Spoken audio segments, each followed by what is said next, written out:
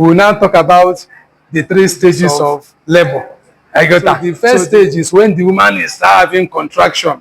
That's first stage. She's having good contraction. The cervix is dilating. First stage. Until the cervix finishes dilating. Until the four issue one. That is crowning stage. The woman is still in the first stage. The mistake some women they make, when the first stage has not even ended, they want to push the baby out. Sometimes we'll be telling them, don't push. I don't even understand. But once the cervix has not been fully dilated, sometimes a small cervix in the anterior limb, you can be using your hand to push it up while the head of the baby is coming. That's a different plan. But for first stage will only end when you start seeing the head of the baby. That time is when you start telling the woman to push. So that when you start telling the woman to push is when second stage has started.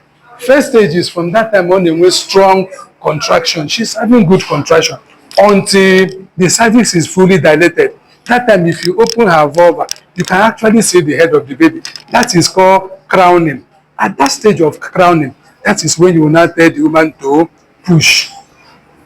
That time you start telling her to push is what? The second stage.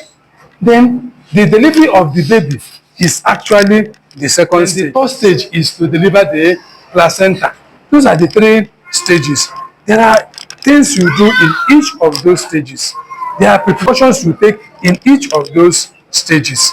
If the woman reaches the second stage, it is expected that she should deliver as fast as possible, because at that place the baby is no longer conducive for the baby. Then after 30 minutes, the placenta should be delivered before 30 minutes. Do you understand what I'm saying? So that is basically the things you look around in labor.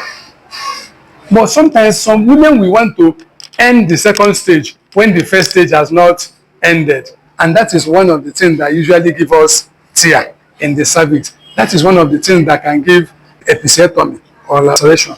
But by the time you wait, sometimes it will happen. But sometimes they are in a hurry. They want to push it out and that is when they will tear everywhere.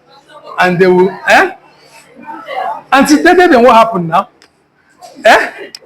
That time they will be telling you don't push. And even when the head of the baby comes, sometimes some people will tell you that the baby is not descending because of the cord. Sometimes it's not because of the cord. Even when the cord is around the head of the baby, once the head comes out, you can unwind the cord and deliver the baby. So basically, those are the things. Now, when we reach at the end of that second stage of labor, that is when we take more careful, especially when that person had had a bleeding in her previous pregnancy. When somebody is coming for the 3rd time or so, it is time to ask that woman, how did the other 2 ends?